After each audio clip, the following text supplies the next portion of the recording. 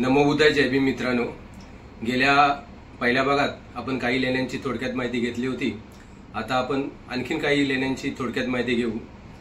मी गेल्या भागात म्हटल्याप्रमाणे की एकजूट बरोबर नंतरच्या सर्व लेण्या या एकजूट लेणी अभ्यास प्रचार प्रसार समूह यांच्यासोबत झालेले आहेत। तर त्याप्रमाणे 23 जुलै 2022 रोजी आम्ही पहिल्यांदा तुळजा लेणीवरती गेलो होतो।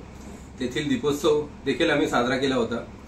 त्यानंतर 2 ऑक्टोबर 2022 रोजी पहिल्यांदा कोल्हापूर येथील लेण्या पाहण्यासाठी मी एकटाच गेलो होतो आणि त्या कोल्हापूरच्या दौऱ्यामध्ये मी पन्हाळे किल्ल्यावरील लेण्या, मसाई पठार व पोहाळे लेणी या 3 लेण्या एकाच दिवशी मी पाहिल्या। आणि या लेण्या पाहण्यासाठी मला स्थानिक माझे मित्र सुनील काळे हे जे सांगलीचे रहिवासी आहेत आणि कोल्हापूरला ते एका हॉटेलवरती केअरटेकर म्हणून काम करतात, तर त्यांच्यामुळे माझा हा दौरा सक्सेस झाला होता। त्यानंतर एकजूट बरोबर परत कोंडिवटे येथे आम्ही एक मोठा वर्कशॉप घेतला होता। त्यापुढे वेरूळ व पितळखोरा ह्या लेण्या पहिल्यांदाच मी सम्यक सांस्कृतिक संघ यांच्यासोबत 23 ऑक्टोबर 2022 रोजी पाहिल्या होत्या। या 2 दिवसाच्या दौऱ्यामध्ये वेरूळ व पितळखोरा या लेण्या पाहून झाल्यानंतर तिसऱ्या दिवशी मला सुट्टी होती दिवाळीच्या निमित्त, आणि ही सुट्टीसाठी मी 1 दिवस तिथे एक्स्ट्रा थांबलो होतो। आणि या एक्स्ट्रा 1 दिवसाच्या सुट्टीमध्ये मला औरंगाबाद विद्यापीठ लेणी ही आपले प्राध्यापक डॉक्टर संजय पाईकराव सर यांनी मला ती औरंगाबादची विद्यापीठ लेणी व बीबी का मकबरा आणि इतर काही ठराविक ठिकाणे त्यांनी मला त्या 1 दिवसाच्या दौऱ्यामध्ये दाखवली। त्यापुढे अंबांबिकाला आम्ही एक श्रामणेर शिबिर देखील घेतलं होतं। त्याची तारीख होती 6 नोव्हेंबर 2022 रोजी व त्याच्यापुढे शिवनेरी येथील लेणी ही आम्ही 27 नोव्हेंबर 2022 रोजी पहिल्यांदा पाहिली। त्यातला पूर्वेकडील जो पहिला गड आहे तो गड आम्ही पाहिला। आणि त्यानंतर डिसेंबर 18, 2022 रोजी एल्गोल ही लेणी पहिल्यांदा आम्ही पाहिली।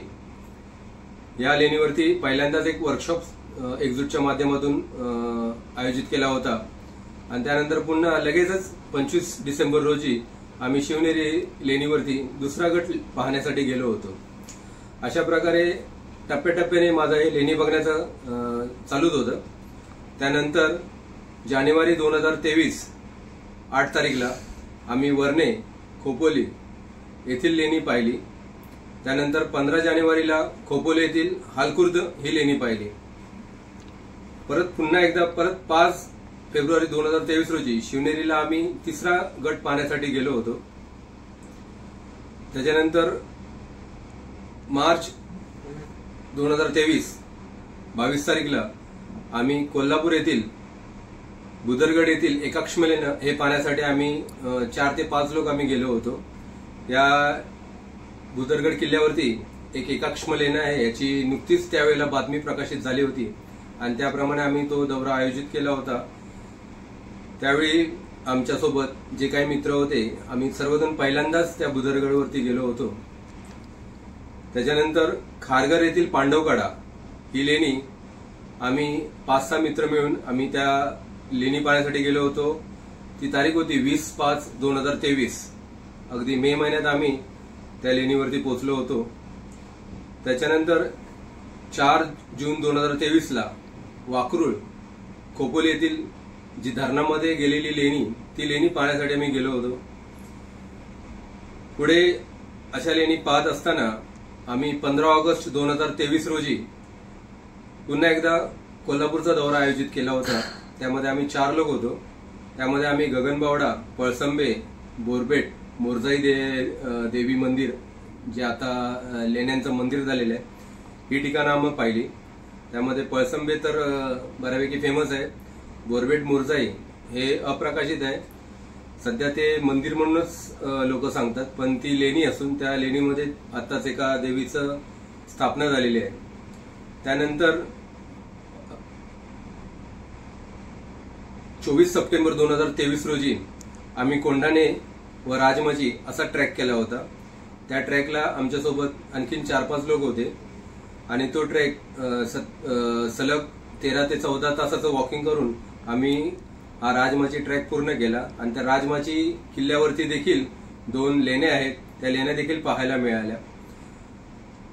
1 ऑक्टोबर 2023 रोजी पहिल्यांदा आम्ही अजिंठा लेणीवरती गेलो आणि त्याच्यासोबत आम्ही घटोत्कच लेणी देखील पाहिली. पुन्हा 29 ऑक्टोबर 2023 रोजी भाज्या लेणीच्या शेजारी असलेला एक जो चैत्य स्तूप आहे तो पाहण्यासाठी व पाटण येथील एक लेणी पाहण्यासाठी आम्ही काही ठराविक लोक गेलो होतो आणि त्यावेळेला आम्ही पाटणची लेणी ही पहिल्यांदाच पाहिली होती. त्याच्यानंतर 22/11/2023 रोजी रायगड किल्ला व रायगड किल्ल्यावर असलेली लेणी पाहण्यासाठी आम्ही काही ठराविक मित्र आम्ही गेलो होतो आणि या दौऱ्यामध्ये आम्हाला नॅचरल केव्ह पण पाहायला मिळाली आणि आपली जी कोरलेली लेणी असते ती देखील आम्हाला पाहायला मिळाली आणि हा दौरा आमचा खरं तर खूप चांगला झाला होता. त्यानंतर 13 नोव्हेंबर 2023 रोजी दापोली येथील पन्हाळेगाची लेणी व खेड येथील लेणी पाहण्यासाठी आम्ही काही ठराविक लोक गेलो होतो. या दौऱ्यामध्ये देखील माझ्यासोबत 4 ते 5 लोक आमचे मित्र होते आणि त्या दौऱ्यामध्ये आम्ही रायगड टू देवगड असा हा आमचा दौरा होता. त्यामध्ये पहिल्यांदा आम्ही रायगडची लेणी किल्ला वगैरे पाहिला, त्यानंतर पन्हाळेगाची, दापोली, वनन, खेड येथील लेणी पाहून आम्ही देवगडला गेलो होतो.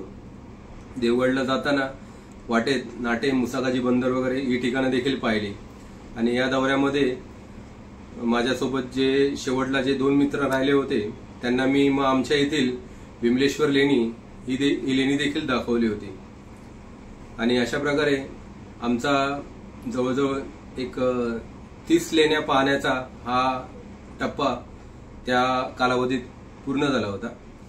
याच्यानंतर मी तुम्हाला काही दिवसात उर्वरित लेण्यांची आणखीन थोडक्यात माहिती देईन. तोपर्यंत जय भीम, नमो बुद्धाय.